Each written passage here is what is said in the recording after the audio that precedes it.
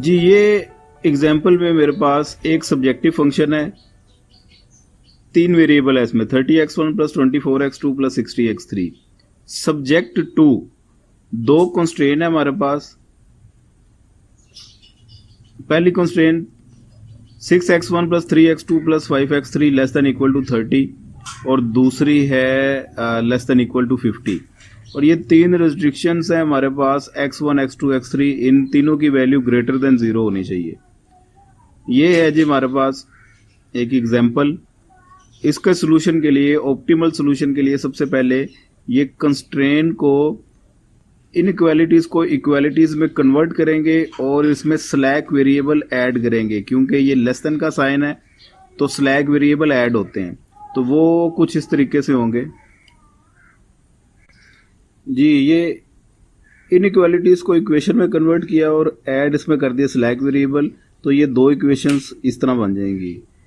6x1 plus 3x2 plus 5x3, इसमें s1 add कर दिया और इनइक्वालिटी को इक्वालिटी इक्वेशन में कन्वर्ट कर दिया, इक्वल का साइन लगा के 30। इसी तरह ये जो दूसरी इक्वेशन थी इसमें s2 ऐड करेंगे और इक्वल करके 50 कर देंगे। ये दो इक्वेशंस आ गई। इन दो इक्वेशंस की मदद से हमारा बनेगा बेसिक सिंपलेक्स टेबल। वो किस तरीके से बनेगा, इसके कितने वेरिएबल हैं, x1 x2 x3 और दो स्लैक वेरिएबल हैं s1 s2, टोटल ये 5 हो गए और एक लास्ट में कॉलम बनेगा कांस्टेंट का, वो इस तरीके से फॉर्म होगा जी। ये बेसिक सिंपलेक्स टेबल का फॉर्मेट है। ये वेरिएबल आ गए लास्ट में कांस्टेंट, और ये जो दो इक्वेशंस थी इनके कोफिशिएंट्स आपने लिखने हैं। सबसे पहली लाइन में इक्वेशन 1 ये है, इसका कोफिशिएंट x1 की जगह पे 6 है, 6 इधर आ गया, x2 की जगह पे 3 है, x3 की जगह पे 5 है, s1 की जगह पे 1 है और s2 इस इक्वेशन में है ही नहीं, तो s2 की जगह पे हमने 0 लगा दिया। कांस्टेंट इसका ये 30 आ गया। इसी तरह इक्वेशन 2 की जब बात की जाए, इसके कोफिशिएंट लिखेंगे नीचे वाली लाइन में। तो इसमें x1 का कोफिशिएंट 2, x2 का 2, x3 का 10, s1 इस लाइन में है ही नहीं, उसकी जगह पे 0 आ जाएगा, s2 की जगह पे 1 और लास्ट में ये कांस्टेंट आ गया इसका 50। नीचे वाली रो में आपने क्या लिखना है, ये जो हमारा ऑब्जेक्टिव फंक्शन था, ये तमाम वेरिएबल एक ही साइड पे अगर कर दिए जाएं तो उसे लिखा जाएगा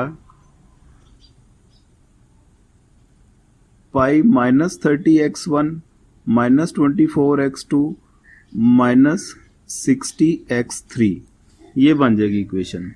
तो ऑब्जेक्टिव फंक्शन के वेरिएबल आपने लिखने होते हैं। x1 का कोफिशिएंट है -30, x2 का कोफिशिएंट है -24, x3 का कोफिशिएंट है -60। तो ये लिख देंगे नीचे, x1 का -30, -24, -60 और s1 है ही नहीं इस इक्वेशन में, s1 भी नहीं है, s2 भी नहीं है, तो उनकी दोनों की जगह पे 0 आ जाएगा।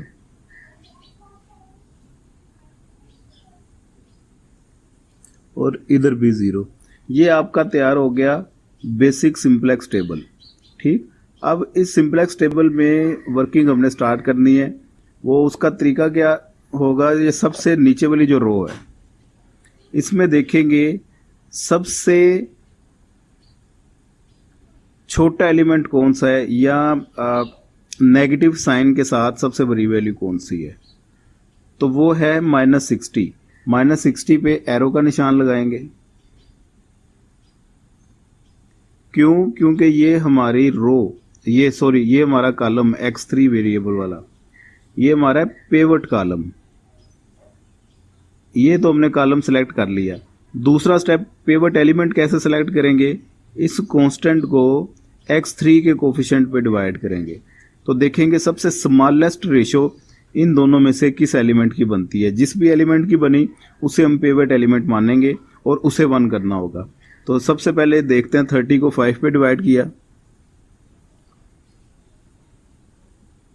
इक्वल टू 6, और इस तरफ 50 है, 50 को 10 पे डिवाइड करेंगे, इक्वल टू 5। तो इसकी रेशो 6 बनी, इसकी रेशो 5 बनी, तो स्मॉलेस्ट रेशो एलिमेंट 10 की आई है, तो इस 10 को हम सर्कल कर देंगे। ये हमारा हो गया पिवट एलिमेंट। अब इसे हमने 1 करना है। ये 1 कैसे होगा, रो 2 को 10 पे डिवाइड कर दें, ये एलिमेंट 1 हो जाएगा। बाकी तमाम उसकी बाकी एलिमेंट रो के जो भी हों उससे हमें कंसर्न नहीं है, हमने सिर्फ इसको 1 करना है। तो उसके लिए ऑपरेशन करने लगे हैं, रो 2 को डिवाइडेड बाय 10।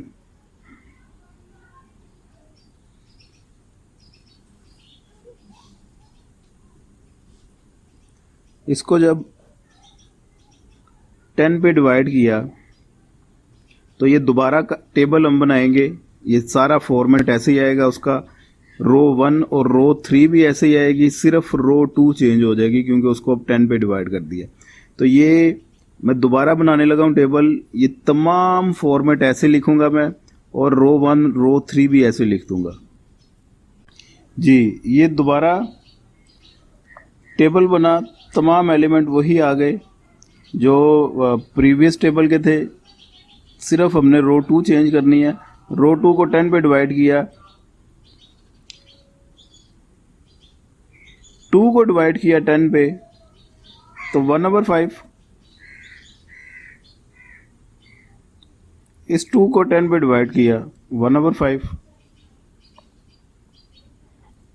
10 को 10 पे डिवाइड किया 1, 0 को 10 पे डिवाइड किया 0, 1 को 10 पे डिवाइड किया 1/10, और 50 को 10 पे डिवाइड किया तो 5। ये हमारी नई रो बन गई। अब इस 1 के अलावा बाकी जितने भी एलिमेंट हैं उसे 0 करना होता है। तो ये 2 एलिमेंट हैं, तो इसके लिए 2 ऑपरेशन करने पड़ेंगे। सबसे पहली बात, रो 2 को 5 पे मल्टीप्लाई करके रो 1 से माइनस कर दिया, यानी कि रो 1 माइनस 5 रो 2, और दूसरा ऑपरेशन क्या करना है हमने, ये रो 3, इसको 160 -60 एलिमेंट को हमने 0 करना है। तो रो 2 को 60 से मल्टीप्लाई करके रो 3 में ऐड कर देंगे, रो 3 प्लस 60 R2। तो ये 2 ऑपरेशन हम करेंगे। वर्किंग में ये आपने रफ अमल में करनी है, मैं एक सेपरेट पेज पे आपको करके दिखा देता हूँ वो किस तरीके से होगी जी। अब हमने चूंकि वर्किंग करनी है R1 - 5 R2, तो रो 1 के एलिमेंट लिखेंगे पहले, ये रफ अमल में आपने पहले काम करना है, और उसको 5 R2, रो 2 को 5 से मल्टीप्लाई करके माइनस कर देंगे इन दोनों इक्वेशंस को। तो जो नई रो आपके पास बनेगी उसे रो 1 के साथ रिप्लेस कर देंगे। तो R1 के सबसे पहले एलिमेंट लिखे हमने।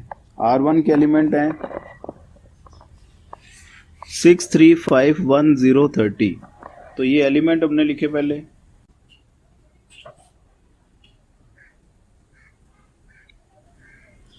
और R2 को 5 से मल्टीप्लाई करना है हमने।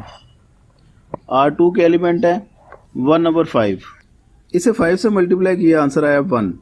दूसरा एलिमेंट भी 1/5 है, इसे 5 से मल्टीप्लाई करेंगे, दूसरा एलिमेंट भी आ जाएगा 1। तीसरा एलिमेंट 1 है, इसे 5 से मल्टीप्लाई किया, आंसर आया 5। चौथा एलिमेंट 0 है, 5 से मल्टीप्लाई किया 0। पांचवा एलिमेंट 1/10 है, 5 से मल्टीप्लाई किया तो 5 की 10 से कटिंग हो जाएगी 1/2। और लास्ट एलिमेंट 5 है, 5 को 5 से मल्टीप्लाई किया तो 25। इन दोनों इक्वेशंस को माइनस करना है, माइनस करेंगे तो साइन चेंज हुए, तो यहाँ पे आ गया 5। 3 - 1 2, 5 - 5 0, इसे ही हमने 0 करना था। 1 -1/2 और लास्ट में 5। ये एलिमेंट आए रो 1 के, इसे रिप्लेस कर देंगे रो 1 के साथ। तो ये मैंने नया टेबल बना लिया था, इसको उन एलिमेंट्स के साथ रिप्लेस कर देंगे। 5 2 0 1 -1/2 5।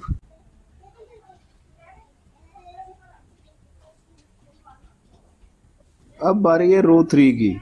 तो रो 3 के एलिमेंट थे -30 -24 -60 0 0 एंड 0।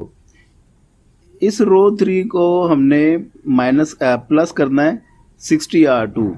तो रो 2 को पहले 60 से मल्टीप्लाई करेंगे। उससे पहले रो 3 के एलिमेंट लिखे मैंने।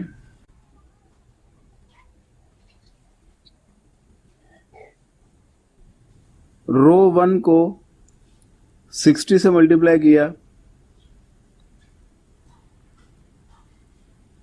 1/5 multiply by 60 equal to 12। 1/5 multiply by 60 equal to 12। 1 multiply 60 60, 0 multiply 60 0, 1/10 multiply 60 6, और 5 मल्टीप्लाई 60 300। इन दोनों को हमने ऐड करना है। ऐड किया तो -30 + 12 -18, -24 + 12 -12, 0 0 6 300। ये एलिमेंट है, इसको रो 3 के साथ रिप्लेस कर देंगे। -18 इधर आएगा, -12 0, इसे 0 करना था हमने, 0 6 300। ये हो गया हमारा फर्स्ट पिवटिंग। इसका मैंने डिटेल में प्रोसीजर आपको समझा दिया है। अब नेक्स्ट स्टेप हमारा क्या है जी, आपकी ये जो थर्ड लास्ट रो है ये वाली, अब इसमें देखेंगे दोबारा कोई माइनस साइन के साथ वैल्यू, सबसे ग्रेटर वैल्यू कौन सी है स्ट्रेंथ जिसकी, तो वो -18 है। इसे वो एरो का निशान लगाया, क्योंकि इस दफ़ा हमारा पेवट कॉलम ये कॉलम 1 है, x1 के कोफिशिएंट हैं। अब जाएंगे कांस्टेंट की तरफ। इन कांस्टेंट को इस वैल्यूज पे डिवाइड करके देखेंगे स्मॉलेस्ट रेशो किधर निकल रही है। तो सबसे पहले ये 5 को 5 पे डिवाइड किया,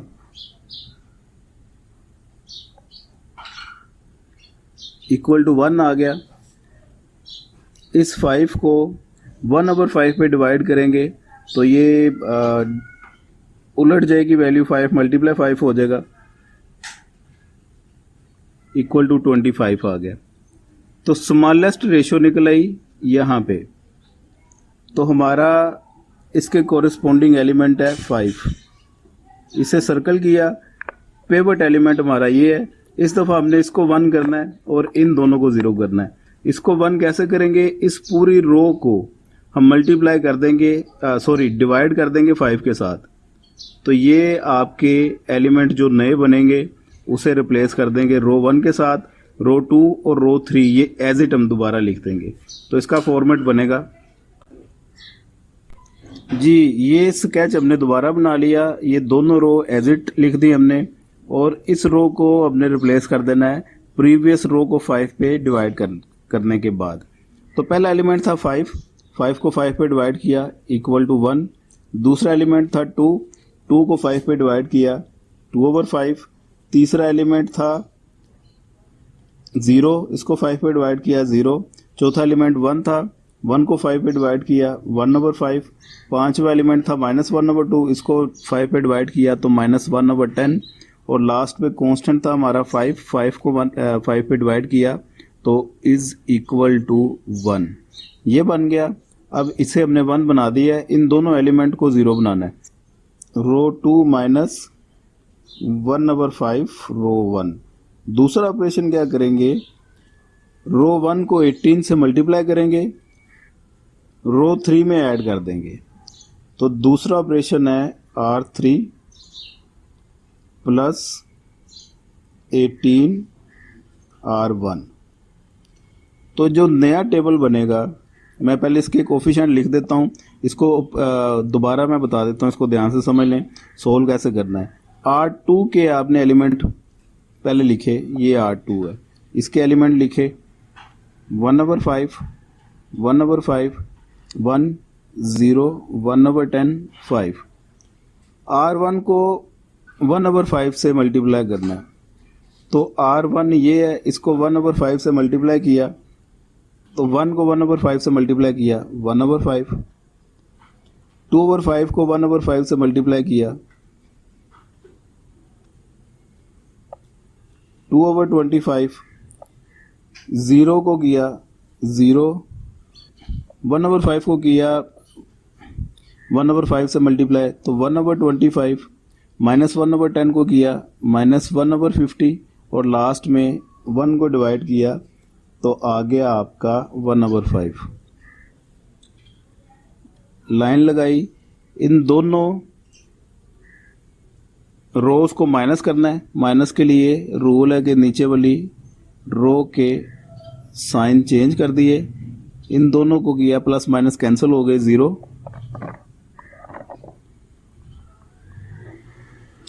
इन दोनों को जब सोल्व किया 1/5 - 2/25 तो एलसीएम आ गया 25, इन दोनों का एलसीएम।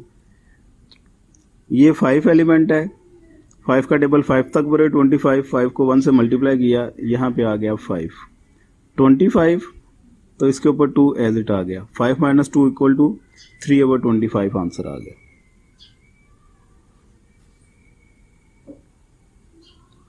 वन माइनस 0 1 -1/25, 1/10 प्लस 1/50 तो ये भी अगेन आप कर सकते हैं 1/10, 1/50,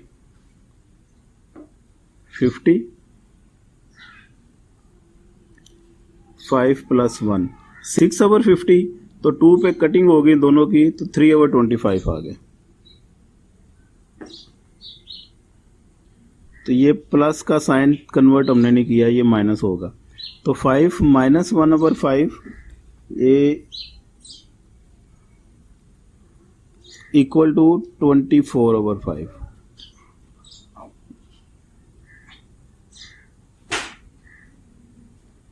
ये आ गई हमारी नई रो। दूसरा ऑपरेशन हमने करना है R3 + 18R1। तो R3 + 18R1 के लिए R3 के पहले आपने ये कोफिशिएंट दोबारा लिखे,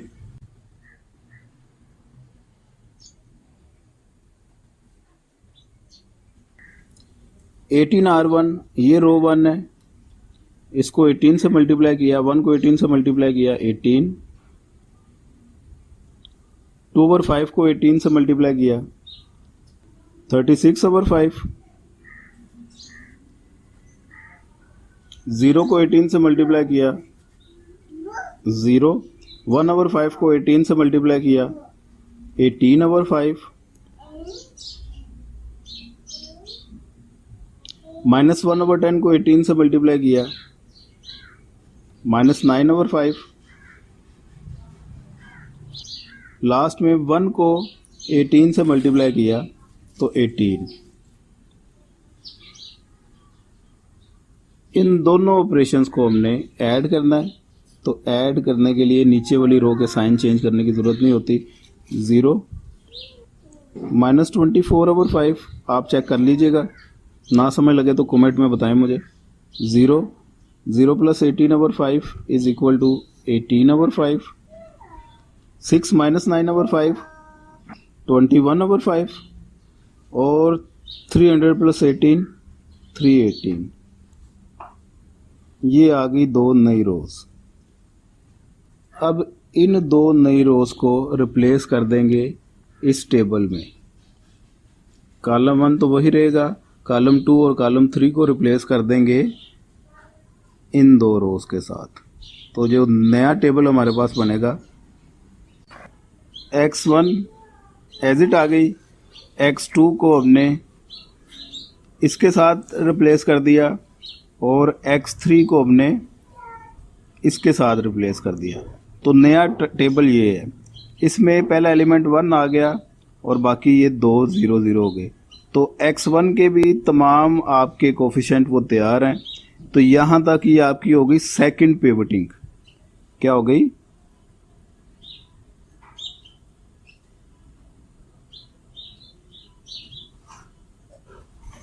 x3 के कोफिशिएंट जिस वक्त हमने वो तैयार किए थे, पहला 1 और बाकी हर तरफ 0 0, तो ये थी हमारी फर्स्ट पिवटिंग। सेकंड पिवटिंग भी होगी। अब ये प्रोसेस उस वक्त तक जारी रहेगा जब तक इस रो में तमाम नेगेटिव एलिमेंट्स वो ख़त्म ना हो जाएं। अभी भी एक नेगेटिव एलिमेंट मौजूद है। स्टार्टिंग में 3 थे, फिर फर्स्ट पिवटिंग के बाद 2 रह गए और ये सेकंड पिवटिंग के बाद अब ये एक एलिमेंट रह गया नेगेटिव। इसे हमने एरो का निशान लगा देना है, क्योंकि इस बार हमारा पिवटिंग कॉलम ये है x2 के कोफिशिएंट। और ये स्मॉलेस्ट रेशो कैसे बनती है, इन दोनों में से पिवटिंग एलिमेंट कौन सा होगा वो सिलेक्ट करने के लिए 1 को डिवाइड किया 2/5 के साथ, तो 1 डिवाइडेड बाय 2/5, डिवाइड के बाद साइन चेंज हो जाते हैं, मल्टीप्लाई 5/2, वैल्यूज उलट जाती हैं। 2/5 को मैंने लिख दिया 5/2, तो ये आ गया आपका 5/2, दैट इज 2.5। दूसरा है 24/5, इसको डिवाइड करेंगे हम 3/25 से, तो मल्टीप्लाई 25/3 कर दिया मैंने, तो 3 की इससे कटिंग हो गई,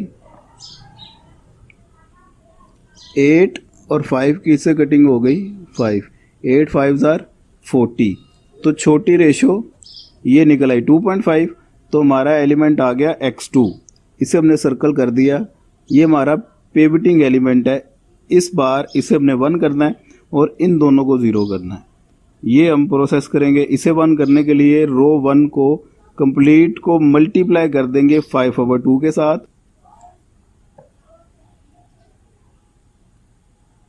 5/2, 1 0, 1/2, -1/4 और 5/2। ये नया टेबल बन गया आपका।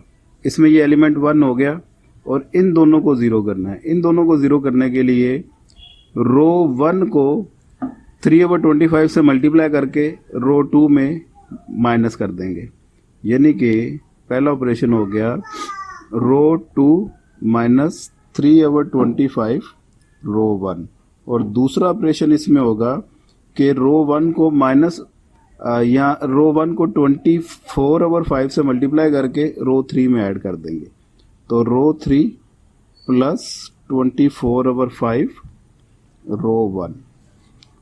तो ये दो नई रो जो बनेंगी इन दो ऑपरेशन के साथ, इनको रिप्लेस कर देंगे इन दो रोज के साथ। रो 1 एज इट हमारी रहेगी। तो पहले ये वर्किंग करके चेक कर लेते हैं इनसे क्या आ रहा है रिजल्ट हमारा। R2 के एलिमेंट पहले ऐसे लिखे 0, 3/25 1,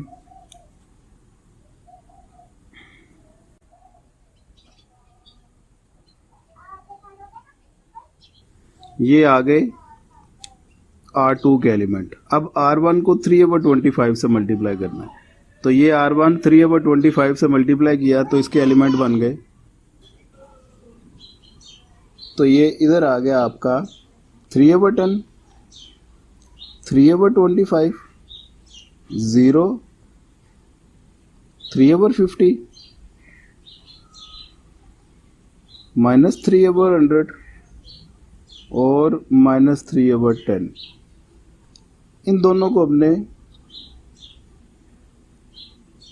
+3/10, इन दोनों को हमने माइनस करना है। तो माइनस जब करेंगे तो नीचे वाली रो के साइन चेंज,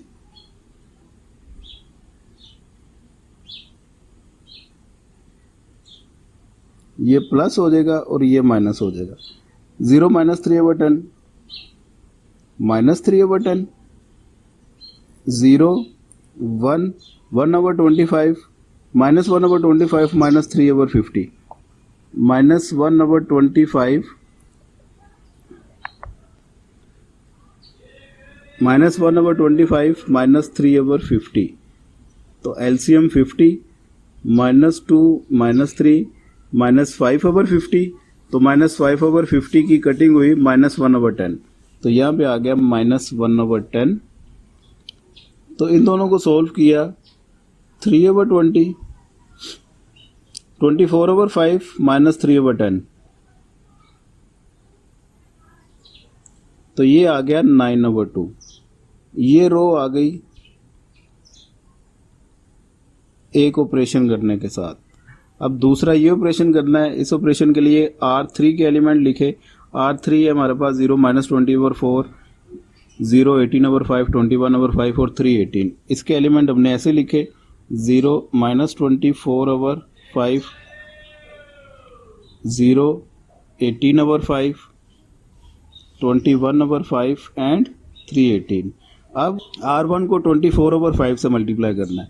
ये रही R1, इसको 24/5 से मल्टीप्लाई किया तो यहाँ पे आ जाएगा, ये पहला एलिमेंट क्या बना, फॉर एग्जांपल 5/2 मल्टीप्लाई 24/5, तो 5 की 5 से कटिंग, 2 की इससे कटिंग, 12 आ गया। तो पहला एलिमेंट यहाँ पे आ गया 12। इसी तरह इस 1 को 24/5 से मल्टीप्लाई करेंगे तो 24/5 0 हो जाएगा, यही तो 0 करना था हमें।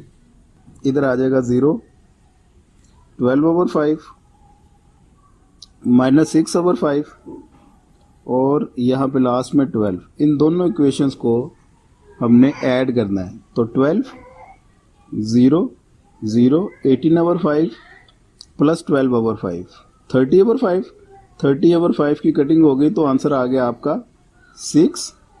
21/5 माइनस 6/5, 21/5 माइनस 6/5, 5 21 माइनस 6 15 3, तो आंसर आ गया 3।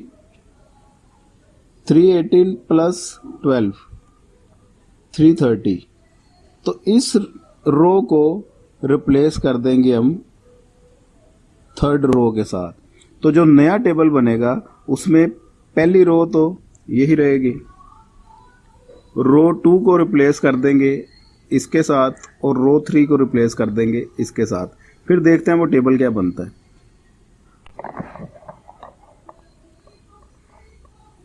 ये स्केच बना के रो 1 एज इट लिख दी, रो 2 को इसके साथ रिप्लेस करेंगे, -3/10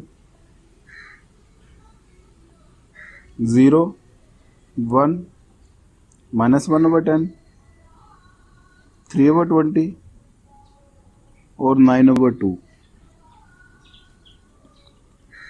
रो 3 को उसकी जगह पे ये कोफिशिएंट अपने लिखने हैं,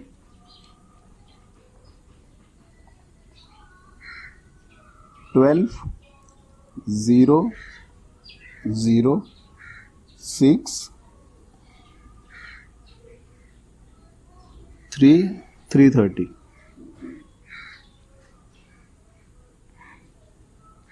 जी ये हो गई हमारी थर्ड पिवटिंग। थर्ड पिवटिंग में अब हमने चेक करना है कि आपकी ये जो इंडिकेटर्स थे, ये रो इसमें कोई माइनस में तो नहीं है, माइनस में नहीं है, इसका मतलब है मज़ीद हमें इसको ऑप्टिमाइज़ करने की ज़रूरत नहीं है। अब यहाँ पे हमारा आंसर निकल आना चाहिए। अब इसमें मज़ीद आपने वर्किंग नहीं करनी। इस टेबल पे ज़रा गौर अगर किया जाए तो x2 और x3 ये तो हमारे पास अपनी वो ओरिजिनल फॉर्म में हमारे पास मौजूद हैं, जो रिक्वायरमेंट थी। x1 के एलिमेंट नहीं बन सके हमारे पास, क्योंकि इसको अगर करते हैं तो x2 या x3 में से उसके कोई एलिमेंट डिस्टर्ब हो जाते हैं। So this is the final matrix as there is no any negative element in the last row. Clear. अब यहाँ पे हमने अगर फर्ज किया कि x1 let x1 equal to 0, s1 equal to 0, s2 equal to 0, ये तीन अगर हमने 0 फर्ज कर लिए तो x1 की जगह 0 हम अगर पुट करें, s1 की जगह 0 पुट करें, s2 की जगह 0 पुट कर दें तो वैल्यूज हमारे पास x2 x3 की निकल आएगी। ये इन तीनों को अगर 0 पुट किया तो x2 का बचता है हमारे पास एलिमेंट, x2 इक्वल टू 2.5 आ जाएगा। यहाँ पे ये भी 0 कर दिया हमने, लेट इन दोनों को भी 0 कर दिया तो पीछे x3 का एलिमेंट बनता है। x3 ये आ गया 9/2 यानी कि 4.5, तो x3 हमारे पास निकल आया 4.5। और ये जो लास्ट एलिमेंट होता है 330, तो ये फर्म की प्रॉफिट है, तो फर्म प्रॉफिट इज 330। यहाँ पे हमारा आंसर है और ये हमने ऑप्टिमल सॉल्यूशन निकाल लिया। थर्ड पिवटिंग के बाद आंसर आ गया हमारा। उम्मीद है ये वीडियो आपको पसंद आई होगी, कॉन्सेप्ट आपको क्लियर भी हो गया होगा।